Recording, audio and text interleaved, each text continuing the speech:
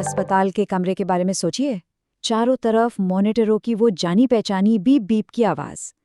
ये आवाजें तो हम सबने सुनी हैं, लेकिन क्या ये सच में मरीज की पूरी कहानी बता रही हैं, या फिर कोई छिपी हुई भाषा भी है जिसे हम सुनना भूल रहे हैं? तो चलिए सबसे पहले उन जाने पहचाने वाइटल साइंस को देखते हैं। अस्पताल के मॉनिटर पर जो नंबर चमकते रहते हैं, क्या वो उतने ही सीधे साधे हैं जितने दिखते हैं, या उनके पीछे कोई गहरी बात छिपी है? देखिए, 1 सदी से भी ज्यादा समय से पेशेंट की निगरानी इन 5 पारंपरिक वाइटल साइंस पर टिकी हुई है। टेम्परेचर, पल्स, ब्लड प्रेशर, सांस लेने की दर और ऑक्सीजन सैचुरेशन। ये किसी भी मरीज के स्वास्थ्य के आधार स्तंभ रहे हैं। पर यहाँ एक प्रॉब्लम है। आज के मरीज पहले के मुकाबले ज्यादा कॉम्प्लेक्स मेडिकल कंडीशंस के साथ आते हैं। जैसा कि एलियट और कोवेंट्री ने 2012 में बताया था, शायद ये पारंपरिक संकेत अब काफी नहीं है। मतलब हो सकता है कि हम कुछ बहुत जरूरी सुराग खो रहे हों।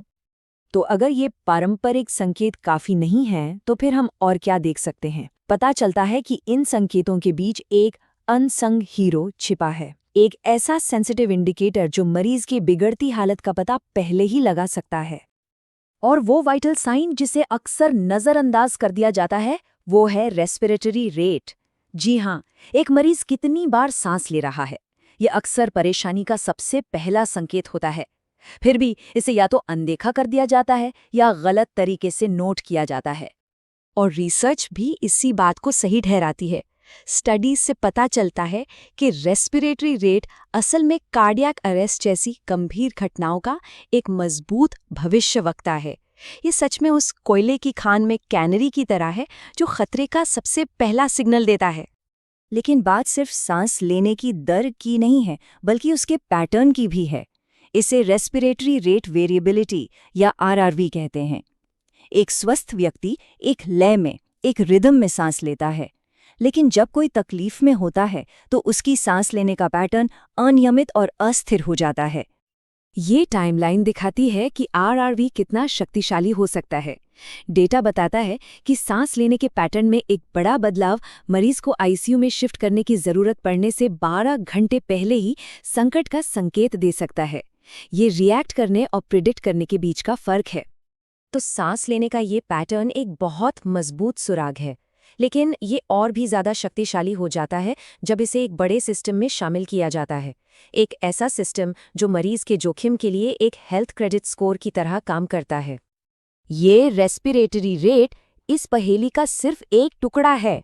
ये एक बड़ी प्रणाली का हिस्सा है जिसे मॉडिफाइड अर्ली वार्निंग स्कोर या MEWS कहा जाता है। तो ये म्यूज सिस्टम काम कैसे करता है? ये काफी सरल है। ये अलग अलग असामान्य वाइटल साइंस को पॉइंट्स देता है। जैसे इस टेबल में आप देख सकते हैं, 30 से ज्यादा की रेस्पिरेटरी रेट के लिए 3 पॉइंट्स मिलेंगे। वैसे ही 130 से ऊपर की हार्ट रेट के लिए भी 3 पॉइंट्स मिलेंगे। इन सभी पॉइंट्स को जोड़कर एक सिंगल एक्शन लेने लायक स्कोर बनाया जाता है। प्रोसेस बिल्कुल सीधा है। हेल्थकेयर वर्कर 5 मुख्य वाइटल साइंस को मापते हैं, असामान्य रीडिंग के लिए पॉइंट्स देते हैं और फिर उन सबको जोड़कर एक टोटल स्कोर निकालते हैं। ये मरीज के पास ही किया जाने वाला एक क्विट असेसमेंट है। तो क्या होता है जब वो स्कोर एक खास सीमा तक पहुंच जाता है, मान लीजिए ये 5 तक पहुंच गया, तो ये नंबर आखिर बताता क्या है? 5 का स्कोर एक ऑटोमेटिक रिएक्शन शुरू करता है। ये अस्पताल की रैपिड रिस्पॉन्स टीम को एक्टिवेट कर देता है, यानी विशेषज्ञों की एक टीम जो फौरन मरीज के बिस्तर पर पहुंचती है। मतलब 1 नंबर से सीधे जान बचाने वाले एक्शन तक का कनेक्शन। तो इस 1 नंबर का असली असर क्या है? यह सिर्फ एक मरीज के बारे में नहीं है। इन स्कोर्स का असर क्लिनिकल फैसलों और मरीज के ठीक होने की संभावना पर बहुत गहरा होता है। ये चार्ट कहानी को बहुत साफ साफ बताता है। ऊंचे म्यूज स्कोर और ज्यादा गंभीर परिणामों के बीच एक मजबूत और सीधा संबंध है। जिन मरीजों को छुट्टी दे दी गई थी, उनका औसत अधिकतम स्कोर सिर्फ 1 था। जिनकी मृत्यु हो गई, उनका औसत अधिकतम स्कोर 4 था। कनेक्शन बिल्कुल साफ है। और म्यूज इस कहानी का सिर्फ एक हिस्सा है। भविष्य बताने वाले उपकरणों का एक पूरा टूलकिट है जो बढ़ता जा रहा है। जैसे QSOFA सेप्सिस के मरीजों की जल्दी पहचान करने में मदद करता है। ETCO2 मॉनिटरिंग एक मरीज की मेटाबॉलिक और रेस्पिरेटरी हालत के बारे में गहरी जानकारी देती है। ये सभी टूल रोगी की भविष्यवाणी करने वाली निगरानी में एक बड़े विकास का हिस्सा हैं। आखिर में आइए इन स्कोरिंग सिस्टम्स को बड़े अस्पताल के इकोसिस्टम से जोड़ते हैं और भविष्य की ओर देखते हैं। ये सिर्फ एक मरीज के संकट के बारे में नहीं है, ये पूरे अस्पताल सिस्टम के स्वास्थ्य को ज्यादा प्रभावी ढंग से मैनेज करने के बारे में है। इन स्कोर्स का इस्तेमाल ये तय करने के लिए किया जाता है कि किसे भर्ती करने की जरूरत है, किसे सुरक्षित रूप से घर भेजा जा सकता है और जरूरी संसाधनों का सबसे अच्छा उपयोग कैसे किया जाए। संक्षेप में कहें तो यह मरीजों की देखभाल में एक बुनियादी बदलाव है।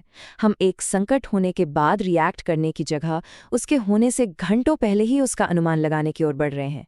यह एक बदलाव है रिएक्टिव से प्रोएक्टिव होने का। और ये हमें एक आखिरी सोचने पर मजबूर करने वाले सवाल पर छोड़ देता है।